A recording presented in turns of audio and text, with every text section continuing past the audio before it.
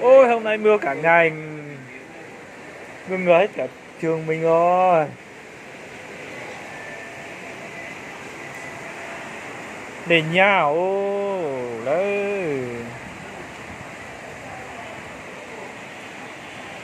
Giờ nó chế để nhà lời tiệt tiệt đấy đâu.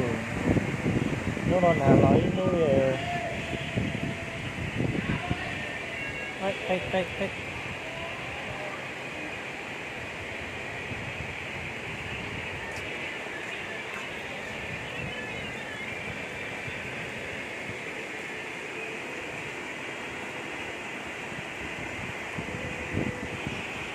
Xuống bắt cá thôi anh em ạ.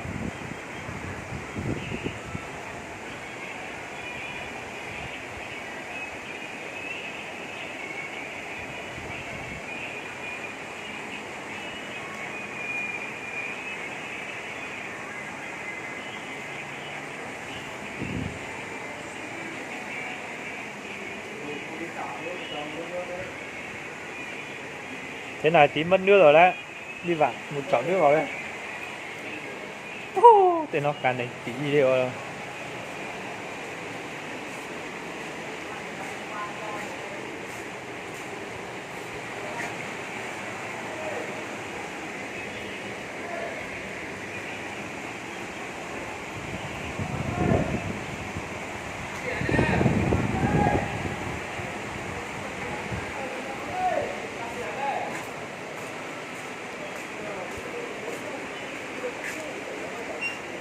Ô phòng này ngủ ngon thế.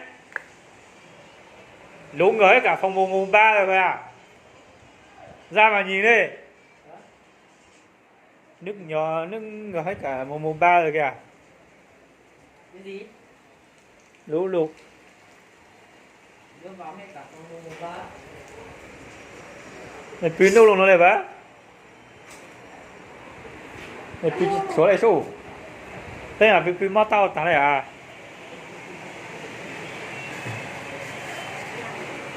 Nào luôn chú chế à chứ một chế ra.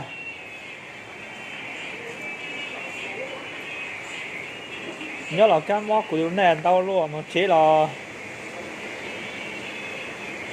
một tháng tao đấy ha. Giờ số liệu xuống nó có được cho cái phử lo nè.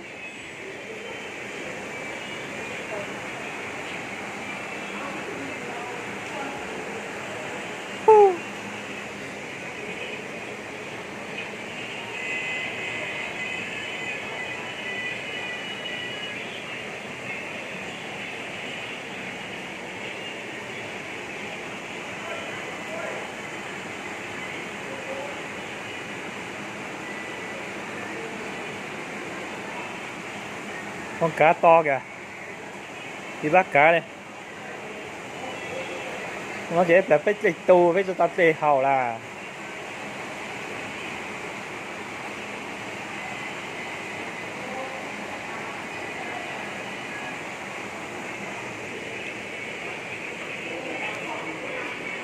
Nào lo tám nó là của nhà lưới nô.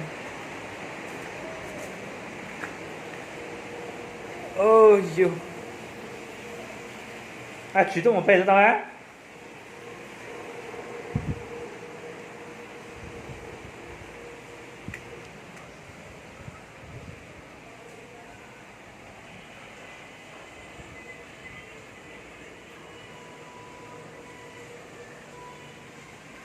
Sau cơn mưa trời lại nắng.